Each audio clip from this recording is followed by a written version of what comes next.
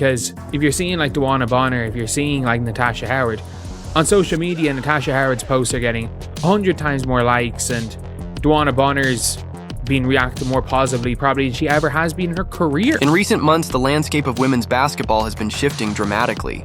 Controversial narratives that once painted the Indiana Fever fan base as overly aggressive or even toxic have now been forcefully countered by a powerful statement from one of the league's most respected veterans. This isn't just about a tweet or a social media spat.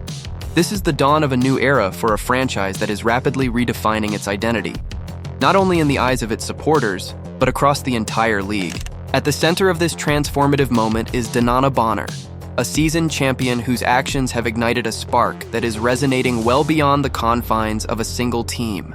For years, various voices online claimed that there was something inherently wrong with the fervor of Indiana Fever supporters. Critics argued that the passionate energy of the fans was a double-edged sword, one that allegedly drove away players from what they described as a toxic environment. People in the Fever were like, y'all. That's not my point. There's a lot of other going on that players are like, this ain't where I want to be. Over there. Such claims had begun to influence public opinion, painting Indiana as a destination to avoid rather than embrace. Yet, as history has repeatedly shown in the world of sports, narratives built on misinformation and half-truths can be overturned in a heartbeat by those with the courage to stand up for what is real. It's important to set the stage by understanding how these narratives emerged. In a digital age where social media often serves as the primary battleground for public opinion, comments both fair and unfair can spiral out of control. For the Indiana Fever, a series of online criticisms once suggested that their fan base was not only overly intense, but even repellent to top talent. Some new shit going on around there. It's a lot. Yeah. So you have players that are very significant on this Indiana Fever team that are like, I don't want to be here. This is where I want. The insinuation was that no high-caliber player would willingly choose to join a team associated with such a hostile crowd. These assumptions were amplified by pundits and former voices in the league who took advantage of the platform to push a narrative that, on the surface, might have seemed plausible to the uninitiated. When an influential figure like Sheryl Swoopes weighed in with harsh judgments about the team's environment, it added fuel to a fire that many believed was insurmountable. The belief was that in a league where every detail is scrutinized, a passionate fan base could actually be a deterrent rather than an asset. And I hope we spend so much less time discussing nonsense, but I think we've seen it stamped out this offseason. And one of those narratives was people wouldn't want to go to the Fever. However, beneath all the clamor and controversy, there was another side of the story, a side that began to reveal itself as the Indiana Fever slowly started to reshape public opinion with impressive on-court success, and, importantly, by winning over the hearts of true basketball fans. After a lengthy hiatus from social media, DeWanna Bonner re-emerged not with a simple "I'm back" post, but with a statement that would reverberate throughout the entire league. Instead of issuing a quiet return, Bonner's message was clear and unambiguous. She was joining the Indiana Fever, and with that move, she was dismantling a narrative that had persisted for far too long. In a single, artfully composed tweet, Bonner took aim at the tired trope that players shy away from Indiana simply because of the intensity of its fans. She refused to be boxed in by simplistic labels. With a tone both measured and passionate, she declared that the fervor of Fever supporters was not a mark of toxicity, but a sign of genuine, unbridled passion, a hallmark of real fandom. Crazy people on social media calling her every name under the sun because she chose to play in Indiana. These are the same people that are like, oh, she'll never. "Y'all are loud, passionate, and real," she wrote. A statement that was as much a defense of her new home as it was a tribute to the genuine spirit of its community. The power of her words was not limited to a mere retort against naysayers. In her statement, Bonner also cast a wider net, calling out a broader double standard in the league. She observed how the same intensity that was celebrated when coming from other teams was quickly derided when it emanated from Indiana. Her message was a call for consistency and respect, a demand that if genuine enthusiasm and support for a team are to be celebrated, then every fan base should be judged by the same standard. In a time when social media debates can often be reduced to echo chambers of negativity and simplistic sound bites, Bonner's response served as a refreshing counterpoint. Rather than simply ignoring the baseless claims or engaging in petty exchanges, she chose to turn the narrative on its head. Instead of accepting the derogatory labels assigned to Fever supporters, she embraced the passion that makes them unique, effectively redefining what it means to be a fan in today's competitive sports landscape. Her statement was more than just a personal vindication. It was a public declaration that the true measure of a team's success cannot be distilled into a few harsh tweets or misguided assumptions. When you look at the numbers sold out arenas, merchandise flying off the shelves, she was basically like talking positively about the fans that were interacting with her positively, and was responding to one of the crazy posts about her being like, I'm getting screenshots of things you were saying about me, can you just stop? What many critics failed to appreciate was that passion is an essential ingredient in any thriving sports culture. In the case of the Indiana Fever, what was once disparaged as overzealous behavior is, in fact, a celebration of the sport, a deep, almost visceral connection to the game of basketball.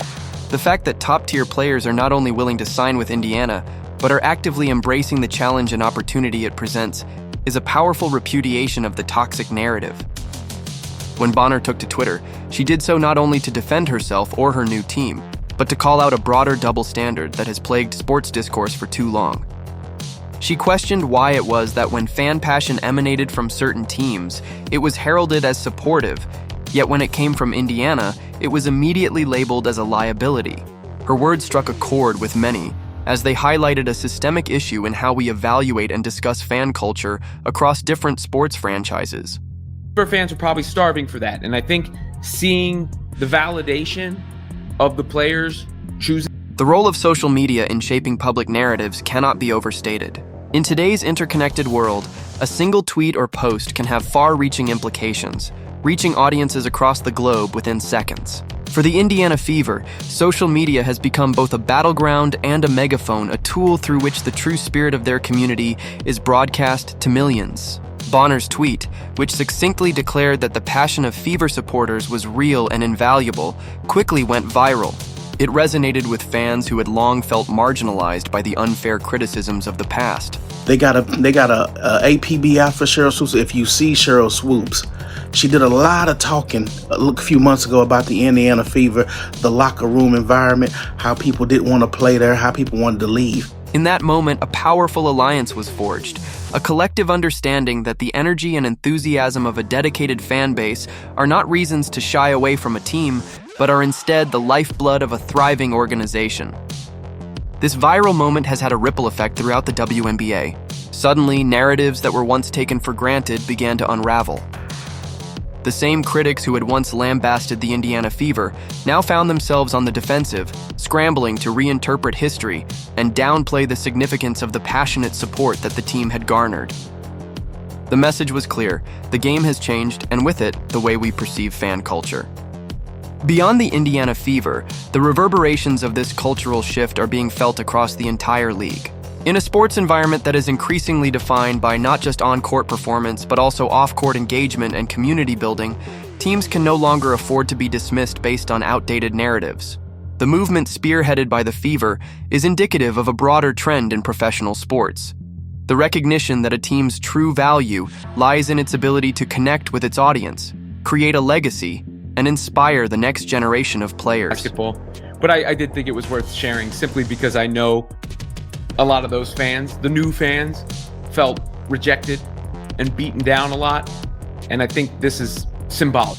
Top players are now weighing factors such as fan loyalty, organizational culture, and long-term legacy over mere contract numbers. This is particularly significant in the WNBA, where the challenges of recognition and support have often overshadowed the remarkable talent on display. The decision by prominent figures to join the Indiana Fever is a signal that the league is undergoing a profound transformation. It is no longer enough to simply excel on the court. Players now want to be part of something larger, a movement that is reshaping the identity of women's basketball. The Fever's renewed focus on building a supportive and dynamic fan culture is a testament to this shift. I've never experienced the racial comments from the Indiana Fever fan base. We had her face on a serious matter that happened.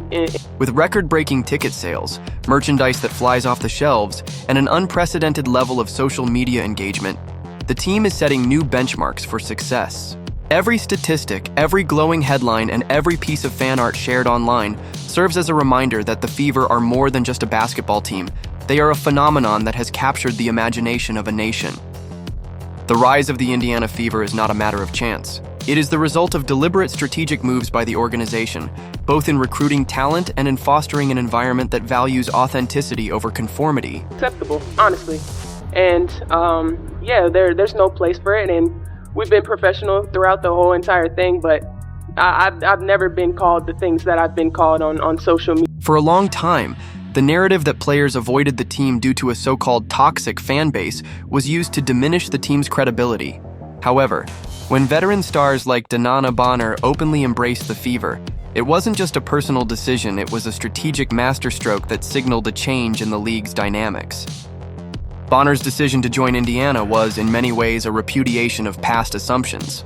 Her move was a clear indication that the Fever were not merely a fallback option for players forced to compromise, but a destination where excellence was nurtured and celebrated. The signing of Bonner, alongside other marquee names such as Natasha Howard,